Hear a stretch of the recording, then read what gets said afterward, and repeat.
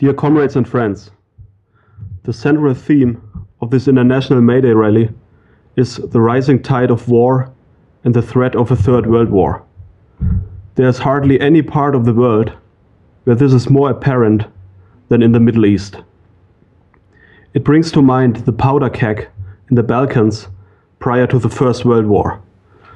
But the potential for violence and destruction is far greater today. Since the dissolution of the Soviet Union, the region finds itself in a perpetual state of war. Entire countries lie in ruins. Millions of people have perished or been turned into refugees.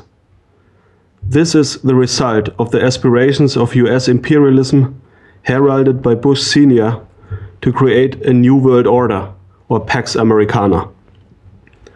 That was not just megalomania. In place of order and peace, chaos, war, and destruction prevail. A turning point were the terror attacks of September 11 in 2001. The background to these events was never explained. However, Washington used them to implement war plans devised long ago under the mantle of the war on terror. In 2001, Afghanistan was attacked and occupied. In 2003, the invasion of Iraq followed. Terms such as Guantanamo, Abu Ghraib, enhanced interrogation, waterboarding, and killer drones are today synonymous with the illegal torture and killing techniques of imperialism. The war on terror was also a milestone for the ruling elites in Europe. Most European states initially adopted a cautious attitude toward the American invasion of Iraq. But they supported the war in Afghanistan without reservation. They played a central role in the NATO war in Libya and the dirty intervention in Syria. Today, all the imperialist powers are playing ever higher stakes on the roulette wheel of this region, so rich in natural resources. They intervene either directly or by arming and financing local proxies. At the same time, yesterday's friends can become today's enemies, and vice versa. The mafia had a code of honor. The imperialists know only the law of the jungle. They use every disastrous intervention as justification for the next war. They resort to ever more cynical and brutal means to enforce their predatory interests. In Libya and Syria, the CIA and other Western intelligence services have fomented sectarian wars in order to overthrow the regimes of Gaddafi and Bashar al-Assad. In doing so, they have closely collaborated with Al-Qaeda and other radical Islamist militias, from which the Islamic State later emerged. Their crimes are now used by imperialism as a pretext for a more direct military intervention. As if the workers had forgotten how the Western media glorified the atrocities of Islamist cutthroats in Syria until only recently as a struggle for liberation against the Assad regime. Each of these wars was justified with falsifications and grotesque lies. And the longer the wars last, the more dishonest becomes the propaganda. It began with weapons of mass destruction in Iraq, women's liberation in Afghanistan, and continued humanitarian interventions in Libya and Syria. In the latest war in Yemen, the Western powers proceed with hardly any excuse at all. With the help of their reactionary allies in the region, above all the Saudi monarchy and the Sisi regime in Egypt, they are once more reducing a destitute country to rubble and ash.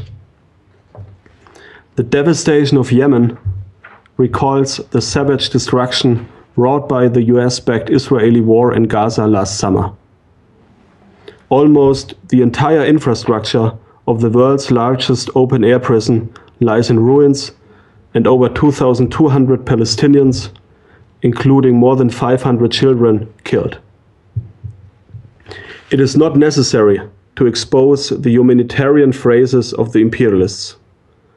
The objective facts and the catastrophic effects of war have already done that.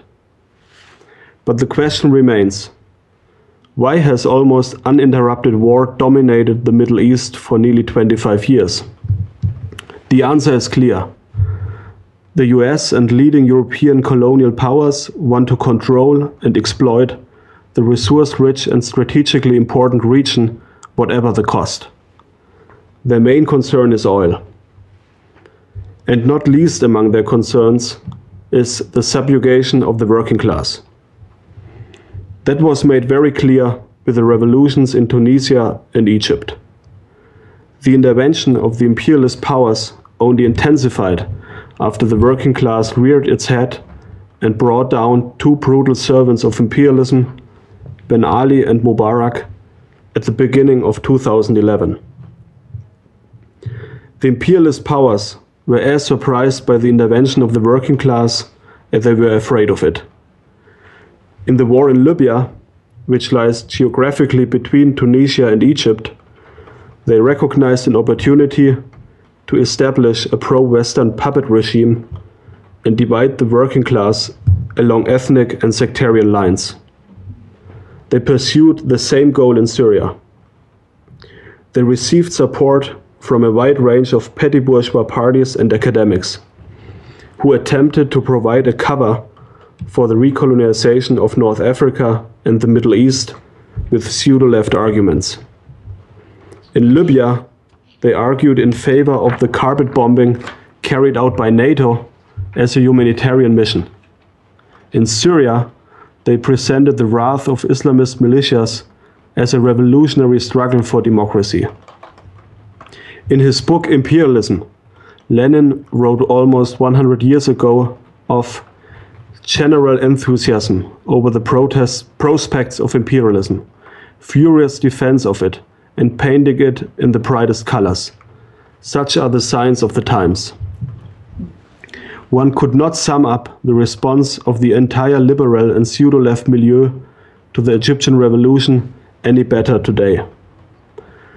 The international working class reacted with great excitement to the mass struggles in Egypt, including in Israel, where popular anger over poverty, inequality, and cuts to education, housing, and healthcare also led to mass protests of hundreds of thousands in 2011. The affluent middle class, however, and its political organizations were profoundly shocked by the revolutionary developments in Egypt. Although they initially supported the protests against Mubarak, they recoiled in terror when they realized the struggles of the working class posed a threat to the capitalist state and the predominance of imperialism. At every stage of the revolution, they tried to subordinate the working class to one or another faction of the Egyptian bourgeoisie. This culminated in their counter-revolutionary campaign for the military coup in June 2013, which they cynically celebrated as a second revolution. What a sham! The Sisi regime is not the embodiment of the revolution, but rather represents bloody counter-revolution. It has killed at least 3,000 people, imprisoned tens of thousands, and sentenced more than 1,000 political prisoners to death. The dramatic experience of the Egyptian revolution shows the crucial significance of revolutionary leadership. In Egypt, all the necessary conditions for a revolution were present, except for one: a revolutionary party that fights for an international socialist perspective. The mass uprisings were able to topple dictators and destabilize the political elite, but they were unable to oust the military, end capitalist exploitation and oppression, and defeat imperialism. Workers in Egypt and throughout the entire Middle East and North Africa must draw the political lessons. Sections of the International Committee of the Fourth International must be built to unify all workers, Jewish and Arab alike, in the region and internationally in a common class struggle against imperialism, Zionism, and the Arab bourgeoisie. Based on this perspective, the masses of the Middle East will be able to reignite the revolution to overthrow the dictatorial regimes in the region and successfully lead the struggle against war and for socialism. Thank you.